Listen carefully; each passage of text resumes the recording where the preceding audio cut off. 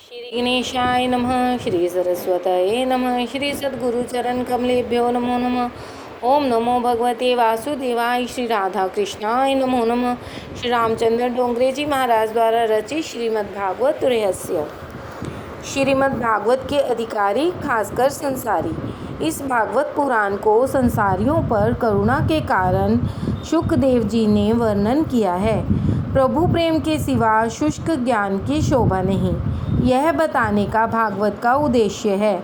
भक्ति के बिना ज्ञान की शोभा नहीं। जब ज्ञान वैराग्य से दृढ़ किया हुआ नहीं होता, तब ऐसा ज्ञान मरण सुधारने के बदले संभव है और मरण बिगाड़े। संभव है कि ऐसा ज्ञान अंत्यकाल में धोखा दे। मरण को भक्ति सुधारती है। भक्ति बिना ज्ञान शुष्क है, वह मरण बिगड़ता है। विधि निषेध की मर्यादा त्यागे हुए बड़े बड़े ऋषि भी भगवान के अनंत कल्याणमय गुणों के वर्णन में सदा रत रहते हैं। ऐसी है भक्ति की महिमा। नैगुण्यस्थारमन्ते समगुणानुकथने हरे। ज्ञानी को अभिमान सताता है, भक्त को नहीं। भक्ति अनेक सद्गुणों को लाती है। भक्ति सर्वगुणों की जननी है। भक्त नम्र होता है, भक्त विनीत बनता है। भागवत कथा जो कथा पाप दूर करे और प्रभु के प्रति प्रेम जागृत करे, वही सच्ची भागवत कथा है। भगवान की कथा और भगवान के स्मरण से हृदय को आर्द्र बनाओ। उसके कल्याणमय नाम का जप करो। यही कलयुग में मुक्ति पाने का मार्ग है। विषयों का बंधन मनुष्य छोड़े तभी मन को सच्चा सुख मिलता है। संयम और सदाचार को धीमे धीमे बढ़ाते जाओ तो भक्ति में आनंद आएगा। वैराग्य के बिना भक्ति सफल नहीं होती। आचार विचार शुद्ध होगा तो भक्ति को पुष्टि मिलेगी। जीवन विलासमय हुआ तो मान लो कि भक्ति का विनाश हुआ। भागवत शास्त्र मनुष्य को काल के मुख से छुड़ाता है। यह मनुष्य को सावधान करता है। काल के मुख से छूटना हो तो काल के भी काल श्री कृष्ण की शरण में जाओ। जो सर्वस्व भगवान पर छोड़ते हैं, उनकी चिंता भगवान स्वयं करते हैं। महाभारत के युद्ध में दुर्योधन के ताना देने पर भीष्म पितामह ने प्रतिज्ञा की थी कि मैं कल अर्जुन को मारूंगा या मैं मरूंगा। इस प्रतिज्ञा से सब घबराए। कारण यह कि भीष्म पितामह की प्रतिज्ञा थी। यह सुनकर कृष्ण भगवान को चैन न आया। रात को निद्रा नहीं आई।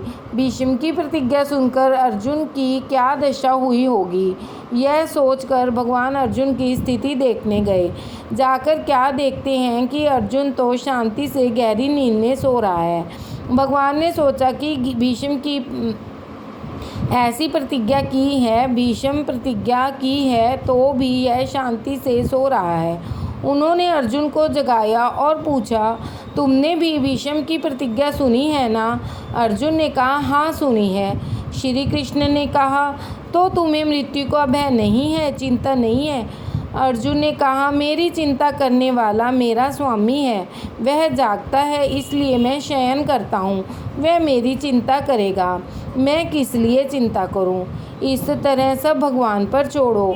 मनुष्य की चिंता जब तक भगवान को न हो जाए तब तक वह निश्चिंत नहीं होता। प्रथम स्कंद का अधिकार लीला है। अधिकार बिना संत मिले तो उसकी ओर सद्भाव नहीं जागता। संतों को खोजने की जरूरत नहीं है। खोजने से संत नहीं मिलते, केवल प्रभु कृपा से ही संत मिलते हैं। आखिर जब तक मन शुद्ध नहीं होगा तब तक प्रभु की कृपा नहीं होगी। तब तक मन दुर्जन रहेगा जब तक संत मिलते नहीं। संत बनोगे तो संत मिल जाएंगे। संत देखने की दृष्टि देते हैं कि संसार के पदार्थों को देखने में आनंद है, उनके उपभोग में आनंद नहीं है। संसार यह ईश्वर स्वरूप है। इस कारण जगत को ईश्वरमय देखो। शुकदेव जी और अप्सराओं का प्रसंग पहले कह चुके हैं। महाप्रभु जी ने वैष्णव के लक्षण बताए हैं कि जिसके दर्शन से कन्हैया याद आए वह वैष्णव, जिसके संग में आने से प्रभु याद आए वह वैष्णव। अप्सराओं को शुकदेव जी के दर्शन से वैराग्य की उत्पत्ति हुई। कृष्ण कथा के पीछे वह पागल बनी है। जगत में संतों का अभाव नहीं है, परंतु सद शिष्यों का अभाव है। जिनका अधिकार सिद्ध हुआ है उसे संत पुरुष मिल जाते हैं। मनुष्य संत बनता है तभी उसे संत मिलते हैं। संत बनने से पहले संत मिलें तो उसमें सद्भाव नहीं बनता। जिनकी आँख में ईश्वर है वह सर्व में ईश्वर का अनुभव करता है। इस जगत में निर्दोष एक परमात्मा ही है। ईश्वर के सिवा कोई निर्दोष नहीं है। संतों में कोई एक आध दोष होगा, कारण पूर्ण सत्वगुण प्रकट होने पर तो जीव इस शरीर में रह ही नहीं सकता। ईश्वर से यह अलग नहीं रह सकता। यह ब्रह्मा जी की सृष्टि गुण दोष से भरी हुई है। जगत में सब प्रकार से कोई सुखी हो ही नहीं सका है। यदि सर्व प्रकार से कोई सुखी हो जाए तो सुख का बाण भी भूल बैठेगा। जगे सर्व सुखी असा कौन आहे, विचारी मना तुझ शोधिनी पाहे। संसार के प्रत्येक पदार्थ में दोष हैं और गुण भी हैं। दृष्टि को ऐसी गुणमयी बनाओ कि किसी का दोष देख न सको। जब तक तुम्हारी दृष्टि गुण दोषों से भरी हुई है तब तक संत में भी आपको दोष दिखेंगे। इसलिए दृष्टि ज्ञानमयी कृत्वा पश्येत ब्रह्ममयम जगत। जिसकी दृष्टि गुणमयी है वही संत है। अभिमान आए तो पतन होता है, सतत दीनता आए उसकी आवश्यकता है। संभव है कि ईश्वर भी संत में एकाध दोष इरादा पूर्वक रखता हो। संभव है कि ईश्वर भी अपने भक्तों में एकाध दोष रखने देता हो जिससे मेरे भक्त को नज़र न लगे। बालक का श्रृंगार करके दूसरों की नज़र न लगे, इसके लिए गाल पर काले काजल का टीका जैसा लगा देते हैं। मनुष्य में जब कोई दोष नहीं रहता तो उसके मन में अभिमान आता है कि मेरे दोष दूर हो गए हैं। अपनी दृष्टि को गुणमय बनाओ। किसी के दोषों को मत देखो, किसी के पाप का विचार न करो या वाणी से उन पापों का उच्चार करना नहीं। संत होना क्या घर छोड़ना है? घर छोड़ने की ज़रूरत नहीं है। घर छोड़ने से कोई संत नहीं बनता है, ऐसा नहीं है। घर में रहकर महाराज संत एकनाथ, गोपियाँ आदि ने घर में रहकर ही प्रभु को प्राप्त किया है। गेरुए कपड़े पहन लेने से कोई संत नहीं हो जाता। कपड़े बदलने की ज़रूरत नहीं है, कलेजा बदलने की ज़रूरत है। उसके लिए मन को बदलने की ज़रूरत है। मन के गुलाम मत बनो, मन को गुलाम बनाओ। परीक्षित राजा ने मन को सुधार लिया, अतः उनको शुकदेव जी मिल गए। सब छोड़ने की ज़रूरत नहीं है। सब छोड़ने से निवृत्ति के समय इंद्रियां बहुत त्रास देती हैं। संसार में जो लक्ष्य को याद रखता है वही संत है। मनुष्य जीवन का लक्ष्य है परमात्मा से मिलन। जो इस लक्ष्य के लिए प्रतिक्षण सावधान है वह संत है। आत्मा यह मन का साक्षी है, दृष्टा है। जिसने अपना मन सुधारा है वह संत है। मन को सुधारोगे तो तुम संत बनोगे। मन को सुधारने की ज़रूरत है। जगत नहीं बिगड़ा है, आपका मन बिगड़ा है। मन पर विश्वास मत करो, मन पर अंकुश रखो। जिस दिन मन शुद्ध है, चरित्र शुद्ध है, ऐसा साक्षी तुम्हारी आत्मा दे तो मानो कि तुम संत हो। मन को सुधारने के अनेक उपाय हैं जो शास्त्रों में बताए गए हैं। मन को मृत्यु का भय दिखाओ तो मन सुधरेगा। मृत्यु के स्मरण से मन सुधरता है, मृत्यु को भूलने से मन बिगड़ता है। परीक्षित राजा ने जब सुना कि 7वें दिन मैं मरने वाला हूँ, सुनते ही तुरंत उनके विलासी जीवन का अंत हो गया। अब विलासी जीवन विरक्त जीवन हुआ। परीक्षित को मृत्यु का भय लगा तो उसका जीवन सुधरा। मृत्यु का दुख भयंकर है। जीव शरीर छोड़ता है उस समय हजारों बिच्छू एक साथ डंक मारते हों ऐसी वेदना होती है। जन्म दुःखम जरा दुःखम जाया दुःखम पुनः पुनः अंतकालम महादुःखम तस्मात् जागृहि जागृहि। जन्म दुख है, वृद्धावस्था दुखमय है और स्त्री पुत्र आदि कुटुंब जन दुख रूप हैं और अंतकाल भी बड़ा दुखद है। इसलिए जागो जागो, इस अंतकाल को रोज याद करो। नित्य विचार करो कि यदि आज यमदूत मुझे पकड़ने आए तो मैं कहाँ जाऊँगा, नरक में, स्वर्ग में या वैकुंठ में। मृत्यु का निवारण शक्य नहीं है तो फिर पाप किस लिए करते हो। कई एक तो बहुत समझदार बनते हैं, 2 सेर साग सब्जी लेनी हो तो सारा बाजार घूमते हैं, माथा धूमते हैं कि करेला लूँ या तरोई लूँ।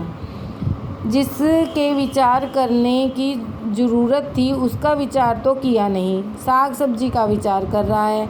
मृत्यु को रोज याद कर, मृत्यु का भय रहेगा तो तुम्हारा पाप दूर होगा और जिस दिन तुम्हारा पाप दूर हो जाएगा तब मान लेना कि तुम संत हो गए। पाप पुण्य के अनेक साक्षी हैं, सूर्य, चंद्र, धरती, वायुदेव सब साक्षी हैं। मेरे भगवान के अनेक सेवक हैं, वे जहाँ तुम जाओगे साथ जाते हैं। मनुष्य यह मानता है कि जो पाप करता हूँ उसे कोई देखता नहीं है। अरे भाई, एकांत कैसा भी हो वहाँ वायु है और वहाँ भी तेरे अंदर परमात्मा विराजमान है। यद्यपि लोके मरणम शरणम तदपि न मुच्यन्ति पापाचरणम। आखिर तो मनुष्य इस लोक में मरण की शरण में ही जाता है, फिर भी वह पाप आचरण छोड़ता नहीं है। शंकराचार्य स्वामी कहते हैं कि मनुष्य जब जानता है कि एक दिन मरना है, यह सब छोड़कर एक दिन जाना है, ऐसा होने पर भी वह पाप क्यों करता है। मुझे इसका आश्चर्य है। इसलिए अपने जीवन को संभालो। परीक्षित का अधिकार सिद्ध होने पर सुखदेव जी वहाँ पधारे। सुखदेव जी को आमंत्रण नहीं देना पड़ा। सुखदेव जी ऐसे नहीं कि किसी के आमंत्रण पर आए। राजा का जीवन बदल गया। सुखदेव जी ने यह जाना कि परीक्षित राजा अब राजा नहीं रहा, महर्षि हुआ है, तो वे आ गए। राजऋषि और ऋषि एक हैं। राजा जब तक महलों का विलासी का जीवन बिताता है तब तक सुखदेव जी नहीं आए, परंतु तक्षक के भयंकर भय से संसार छूट गया तो तुरंत ही सुखदेव जी पधारे। राजा होता और उस समय सुखदेव जी कथा करने गए होते तो राजा कहता, आप आए हैं, ठीक किया है, 1 घंटा कथा करें और विदा लें, मुझे बहुत काम है। परीक्षित राजा को विश्वास था कि अब 7 दिन बाद मरना है, हमें तो अपनी यह खबर भी नहीं है। जीवन पानी का बुलबुला है, पानी के बुलबुले को फूटते देर नहीं लगती, इसी प्रकार जीवन के अंत आने में भी देर नहीं लगती। प्रथम स्कंद अधिकार लीला है। श्रीमद्भागवत के ज्ञान के संपादन का अधिकारी कौन है, यह ज्ञान देने का अधिकारी कौन आदि बताया गया है। पहले स्कंद में 3 प्रकरण हैं, उत्तमाधिकार, मध्यमाधिकार और तीसरा है कनिष्ठाधिकार। शुकदेव जी और परीक्षित उत्तम वक्ता और श्रोता, नारद जी और व्यास जी मध्यम वक्ता और श्रोता और शुकदेव जी और शौनक जी कनिष्ठ वक्ता और श्रोता हैं। समाज को सुधारने की इच्छा से अनेक बार प्रभु भजन, प्रभु मिलन में बाधक होती है। दूसरे को सुधारने की भावना प्रभु भजन में विघ्न करती है। दूसरों को सुधारने के झंझट में नहीं पड़ना, तुम अपना जीवन सुधारो। कथा करते समय सुखदेव जी को खबर नहीं थी कि मेरी कथा सुनने के लिए सामने कौन कौन बैठा है। सुखदेव जी की कथा से बहुतों के जीवन सुधरता है, परंतु इसका विचार सुखदेव जी नहीं करते। शंकराचार्य जी ने कहा कि ब्रह्मज्ञानी महात्मा एक क्षण भी ब्रह्म चिंतन नहीं छोड़ सके हैं। ऐसी दशा सुखदेव जी की है। 16 आने वैराग्य न हो तो दृष्टि बाह्यकार नहीं होती। जगत में ब्रह्मज्ञानी मिल सके हैं, परंतु ब्रह्म दृष्टि रखकर विचारने वाले सुखदेव जी जैसे नहीं मिलते। कथनी और करनी एक न हो और आचरण एक न हो तब तक शब्द में शक्ति नहीं आती। आंधी केले मग सांगीतले। रामदास स्वामी जी ने कहा है कि मैंने किया है, मैंने अनुभव किया है, इसके बाद आपको कहा है। शुकदेव जी महाराज जी बोले हैं, वह जीवन में उतार कर बोले हैं। शुकदेव जी उत्तम वक्ता हैं, कारण कि वाणी और आचरण उनका एक है। इसलिए किसी संत ने कहा है, बोले तैसा चाले, त्वाची वंदाविता पाउले। ऐसा व्यक्ति वंदनीय है। एक समय एक माता अपने पुत्र के संग एकनाथ जी के पास गई। कहने लगी, महाराज, मेरे पुत्र को गुड़ खाने की बहुत आदत पड़ गई है। अब मैं यह आदत छोड़ता नहीं है, वह गुड़ खाना छोड़ दे, ऐसा आशीर्वाद दीजिए। महाराज ने उस समय आशीर्वाद नहीं दिया, कारण कि वे स्वयं गुड़ खाते थे। उन्होंने उस माता से कहा कि कुछ दिन बाद पुत्र को लेकर आओ, उस समय मैं आशीर्वाद दूंगा, आज नहीं। उन्होंने स्वयं गुड़ खाना छोड़ दिया। विट्ठलनाथ, कृपा करो, आज मैंने गुड़ खाना छोड़ा है ताकि मेरी बात में शक्ति आए। फिर कुछ दिनों बाद वह माता अपने पुत्र को लेकर आई। महाराज ने उस समय बालक को आशीर्वाद दिया, प्रसादी की प्रसादी करते अजीर्ण हो, इतना प्रसाद नहीं लेना चाहिए। भगवान योगी हैं और भोगी भी हैं, और यह जीव भोगी है, योगी नहीं है।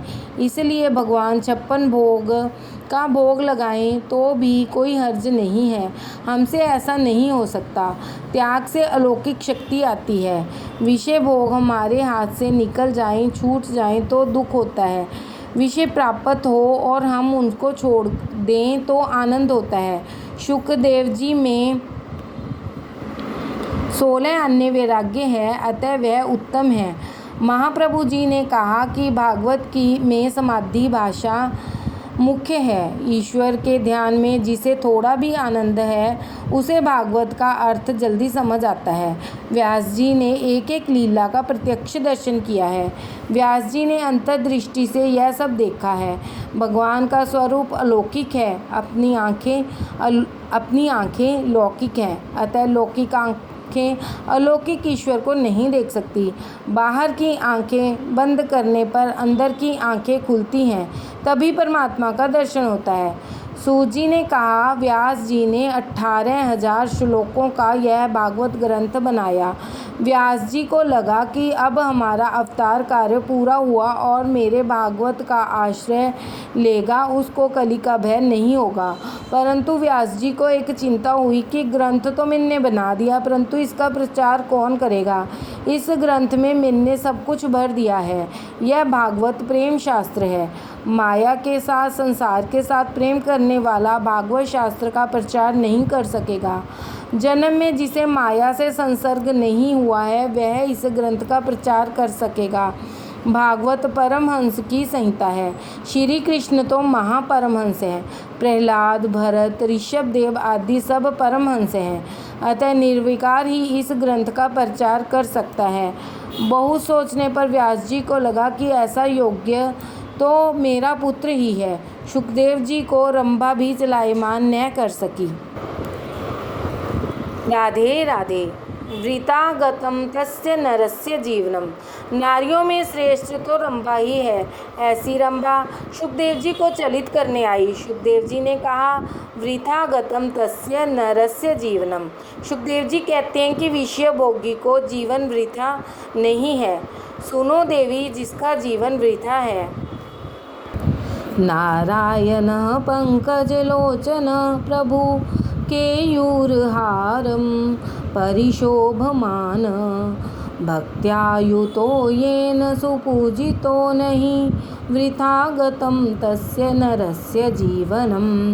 नीलकमल से सुंदर जिनके नेत्र हैं, जिनके आकर्षण अंगों पर केयूर हार आदि अलंकार शोभायमान हैं, ऐसे सर्वंतर्यामी नारायण प्रभु के चरण कमल में जिसने भक्तिपूर्वक स्वयं को अर्पण करके इस आवागमन के चक्र को नष्ट नहीं किया, ऐसे लोगों का मनुष्य देह धारण करना व्यर्थ है।